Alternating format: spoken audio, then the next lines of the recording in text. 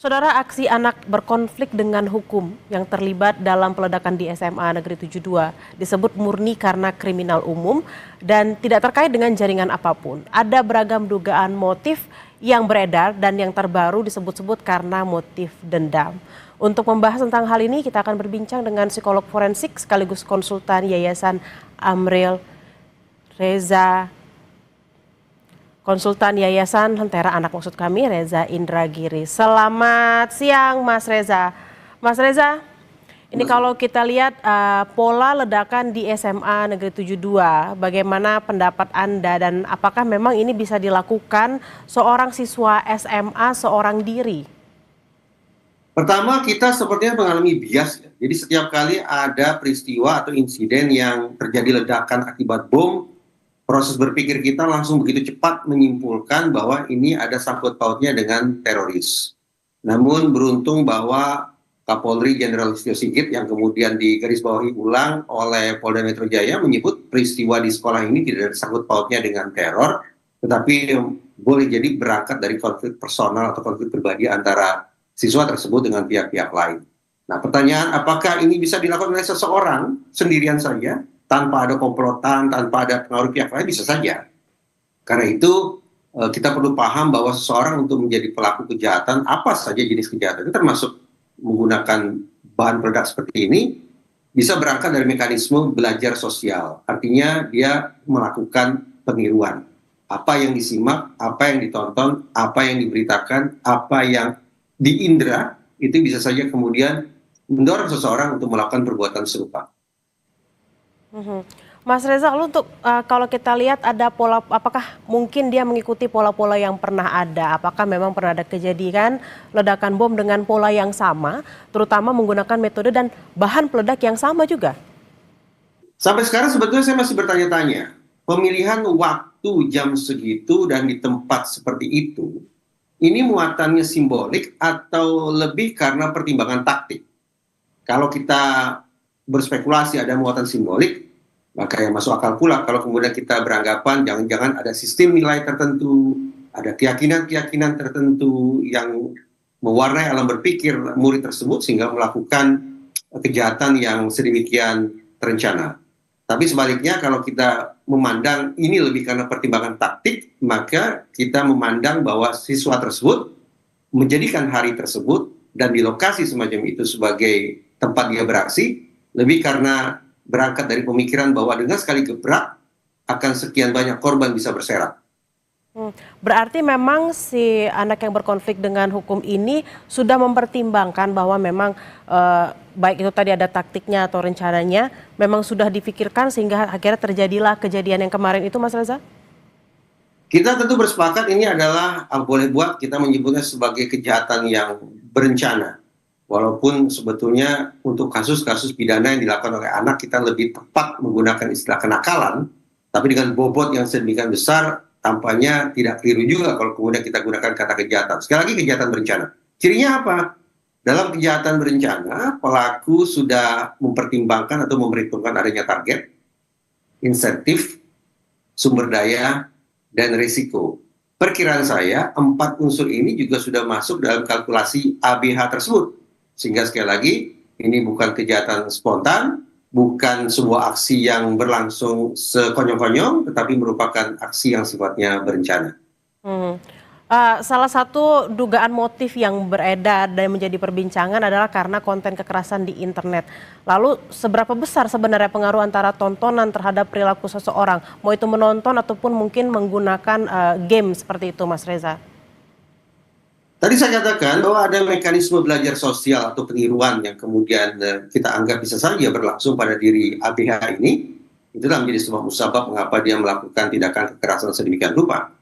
Tetapi bagi saya, penjelasan tentang tayangan-tayangan kekerasan tidak memadai untuk menjelaskan duduk persoalan ini secara lebih komprehensif.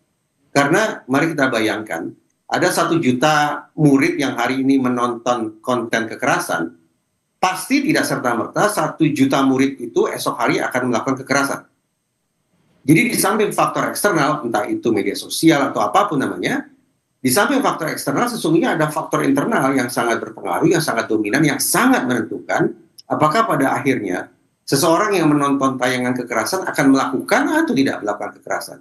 Nah, sampai hari ini kalau kita berbincang tentang faktor internal yang mungkin berada pada diri ABH tersebut, memang penjelasannya belum mencapai kesepakatan ya menurut saya antar lembaga. Contoh, dari Polda Metro Jaya menyebut ini barangkali bersangkut paut dengan perlakuan yang tidak tepat yang saya bayangkan selaras dengan perkataan Kapolri, ini bersangkut paut dengan perundungan. Sementara kemarin di Sapa Malam Kompas TV sempat saya berbincang dengan salah seorang komisioner KPAI yang menyebut bahwa ini boleh jadi bersangkut paut dengan pola pengasuhan yang tidak adekuat atau tidak optimal. Nah, tinggal lagi bagaimana kemudian kita memposisikan masing-masing faktor tersebut sehingga terbangunlah sebuah narasi yang utuh dan narasi yang otentik sesuai dengan kondisi anak tersebut. Mas Reza, kalau tadi sempat ditekankan bahwa lebih kepada faktor internal, apakah itu dendam karena mungkin perundungan atau mungkin karena pola asuh. Lalu apa dorongan sehingga akhirnya ABH ini kemudian melakukan tindakan meledakan bom di sekolah? Apakah memang bisa melakukan sejauh ini karena rasa sakit hati tadi? Saya selalu berasumsi bahwa korban perundungan tidak hanya mengalami viktimisasi tunggal, tapi dia mengalami viktimisasi majemuk. Viktimisasi pertama bermula ketika dia mendapatkan perlakuan yang katakanlah tidak menyenangkan dari teman-temannya. Berlanjut ketika kemudian anak mencoba mengadukan masalahnya ke sekolah atau ke rumah, justru pihak-pihak yang semestinya memberikan pertolongan justru memberikan ujangan-ujangan yang semakin memojokkan anak. Katakan maafkan saja, tetap mencoba bersabar, terus berteman, waktunya akan mengobati lukamu. Kalimat-kalimat yang terdengar indah itu justru merupakan cerminan viktimisasi kedua yang diterima oleh si anak. Anak kemudian berlanjut mencoba melapor ke polisi karena meyakini bahwa polisi adalah sahabat anak. Namun tanggapan sebagian polisi barangkali justru menolak dengan mengatakan laporan di polisi sudah menumpuk, ini masalah pertemanan biasa, silakan selesaikan masalah Anda sendiri. Tanpa sadar, otoritas penegakan hukum ternyata juga bisa melakukan viktimisasi ketiga. Viktimisasi majemuk membuat anak akhirnya tersadar dan menarik kesimpulan bahwa saya memang hidup sendirian. Saya berhadapan dengan permasalahan ini seorang diri, tidak ada yang bisa memberikan bantuan dan saya pula yang harus menyelesaikannya. Menyelesaikan dengan cara apa? Karena gumpalan kesedihan, kepedihan, ketakutan, dan kemarahan itu sudah sedemikian tebal, maka cara mengompensasikannya, cara menyelesaikannya ada dengan melakukan kekerasan yang bobotnya setara dengan penderitaan yang kadung dialami oleh si anak. Jadi apakah mungkin seorang anak melakukan kekerasan sedemikian dahsyat? Jawabannya ya, bisa saja. Lalu kemudian terkait dengan bahan-bahan peledak yang kemudian didapatkan, apakah memang ada pengawasan yang kurang di sana atau memang dia memiliki cara-cara tertentu? Oh, saya bisa mungkin membelinya dari toko-toko material kah atau toko online kah? Seperti apa, Mas? Jangan salah kaprah, kita tidak sedang berbincang tentang seorang anak yang katakanlah bodoh atau yang kecerdasannya di bawah. Kesanggupan dia untuk melakukan perbuatan sedemikian rupa, secara getir harus kita akui ini sebetulnya merupakan refleksi dari kecerdasan anak.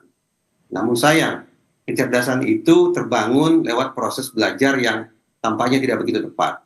Bahwa alih-alih menyalurkan energi yang dia punya, alih-alih menemukan solusi yang jitu untuk mengatasi persoalannya, dia justru menempuh jalan yang salah, mendapatkan pasokan informasi yang tidak tepat, sehingga melakukan kekerasan sebagai bentuk ekspresi kecerdasan sekaligus sebagai bentuk penyelesaian masalah yang akhirnya dia pilih.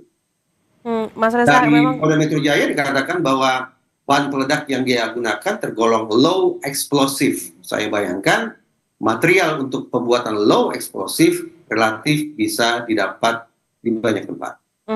Mas Reza, lalu memang kita kan berharap tidak ada yang mengikuti, namun kan remaja ini kan masih berkembang seperti itu ya, dia masih mencari jati diri. Agar tidak terjadi lagi di kemudian hari tidak ada yang mencontoh hal serupa, apa yang harus dilakukan? Kita punya kepentingan dua hal, memunculkan deterrence effect langsung dan deterrence effect tidak langsung. Deterrence effect langsung artinya adalah bagaimana agar anak ini kelak tidak mengulangi perbuatannya, sementara deterrence tidak langsung adalah agar anak-anak lain, murid-murid lain tidak meniru perbuatan serupa. Rumusan untuk memunculkan deterrence effect adalah otoritas penegakan hukum harus bekerja secara cepat dan ajak. Saya ulangi, cepat dan ajak, artinya konsisten. sepanjang otoritas hukum bisa memastikan bahwa proses ini bisa secepat mungkin masuk ke ruang persidangan, kemudian seluruh orang Indonesia, wabil khusus anak-anak kita, bisa melihat bagaimana seorang pelaku mendapatkan sanksi atas perbuatannya, dan itu juga berlangsung secara konsisten, maka mudah-mudahan sekali lagi deterrence effect akan bekerja. Namun saya perlu tandaskan bahwa dari segala macam narasi yang sudah berkembang sejauh ini, tampaknya kita harus punya keinsafan. Kita tidak semata-mata berbincang tentang seorang siswa SMA yang berkedudukan sebagai pelaku atau anak yang berkonflik dengan hukum, tapi pada saat yang sama, besar kemungkinan anak ini juga sekaligus korban. Pertanyaannya, terhadap anak sebagai pelaku, kita akan mintai pertanggungjawabannya secara pidana. Tapi anak sebagai korban, bagaimana negara akan merealisasikan perlindungan khusus kepada dirinya? Baik, terima kasih atas obrolannya di siang hari ini. Reza Indragiri, psikolog forensik dan juga konsultan Yayasan Lentera Anak. Selamat beraktivitas kembali. Terima kasih. Nah, Saudara.